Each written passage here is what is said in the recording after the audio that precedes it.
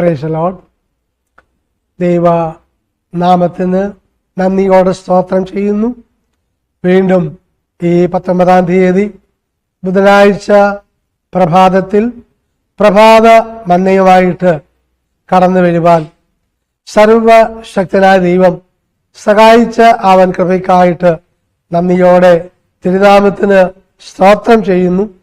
അല്പസമയ ചിന്തയ്ക്ക് വേണ്ടി വായിക്കുവാൻ ആഗ്രഹിക്കുന്ന വേദവാക്യം മത്തായി 5-ാം അധ്യായം 19-ാം വാക്യമാണ്.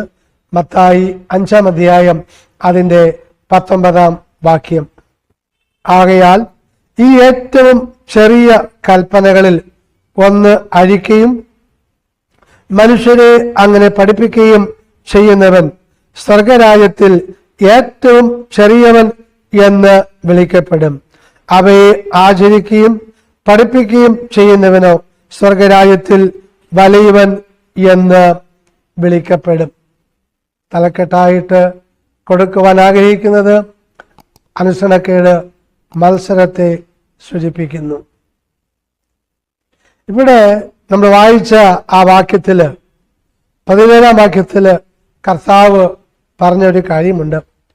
ഞാൻ ന്യായപ്രമാണത്തെയോ പ്രവാചകന്മാരെയോ നീക്കേണ്ടതിന് വന്നു എന്ന് നിരൂപിക്കരുത്. നീക്കുവാനല്ല, നിവർത്തിപ്പാനത്രേ ഞാൻ വന്നത്. അതേ, ന്യായപ്രമാണത്തെ, ദൈവത്തിന്റെ കൽപ്പനകളെ നിവർത്തിക്കുവാനായിട്ടാണ് കർത്താവായ യേശു ക്രിസ്തു ഈ ലോകത്തിലേക്ക് വന്നത്. ആകാശം മാറിപ്പോകും, ഭൂമി മാറിപ്പോകും, സകലവും മാറിപ്പോകും.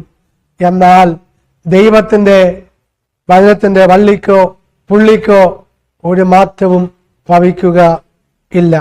അതിന്റെ 18-ാം വാക്യത്തിൽ ഇപ്രകാരം വായിക്കുന്നു: അത് സത്യമായിട്ട് ഞാൻ നിങ്ങളോട് പറയുന്നു, ആകാശവും ഭൂമിയും ഒഴിഞ്ഞു പോകും വരെ സകലവും നിവൃത്തിയാകുവോളം ന്യായപ്രമാണത്തിൽ നിന്ന് ഒരു വള്ളിയെങ്കിലും പുള്ളിയെങ്കിലും ഒരു നാളും ഒഴിഞ്ഞ് പോകുക ഇല്ല എന്ന് സ്തോത്രം.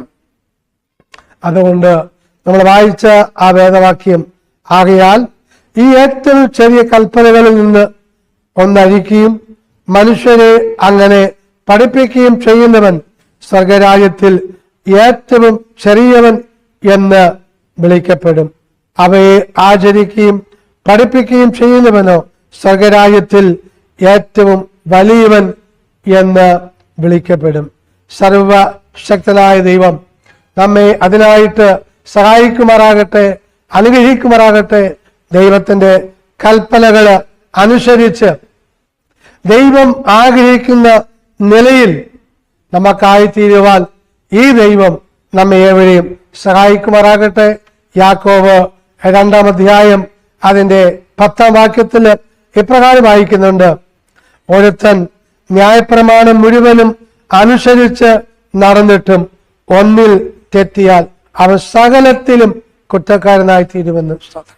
അതേ, ന്യായപ്രമാണത്തിൽ സ്തോത്രം 10 കൽപ്പന അനുസരിക്കാതെ 9 കൽപ്പനയും അനുസരിച്ച് ഒന്നിൽ തെറ്റിയാൽ ന്യായപ്രമാണത്തിൽ മൊത്തം എന്തായി?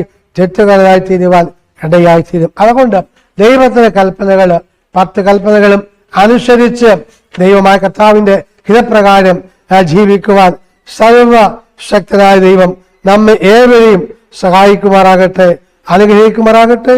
നമുക്ക് ഒരു നിമിഷം പ്രാർത്ഥിക്കാം. പരിശുദ്ധനായ ദൈവമേ, സ്വർഗീയ നല്ല പിതാവേ, ഈ നല്ല സമയത്തിനായി സ്തോത്രം ചെയ്യുന്നു. കർത്താവേ, വീണ്ടും അടിയങ്ങളെ മറ്റുമായിട്ടും ദൈവകരങ്ങളെ കേൾപ്പിച്ച് പ്രാർത്ഥിക്കുന്നു. ദൈവ കൽപ്പനകൾ അനുസരിച്ച് ദൈവഹിതപ്രകാരം നടക്കുവാൻ അടിയങ്ങളെ സഹായിക്കുമാറാകണമേ എന്ന് അങ്ങയോട് പ്രാർത്ഥിക്കുന്ന കർത്താവ് സ്തോത്രം ചെയ്യുന്നു. അതിനായിട്ട് പരിശുദ്ധനാമം ദൈവം അടിയങ്ങളെ ഏവരെയും സഹായിക്കുമാറാകണമേ എന്ന് അങ്ങയോട് പ്രാർത്ഥിക്കുന്നു. ദൈവമേ, ആരെങ്കിലും ഈ കൽപ്പനകൾ അനുസരിച്ച് നടക്കാതെ ഇരിക്കുന്നുവെങ്കിൽ അവരെയും ഈ സമയം ഏൽപ്പിച്ചു പ്രാർത്ഥിക്കുന്നു.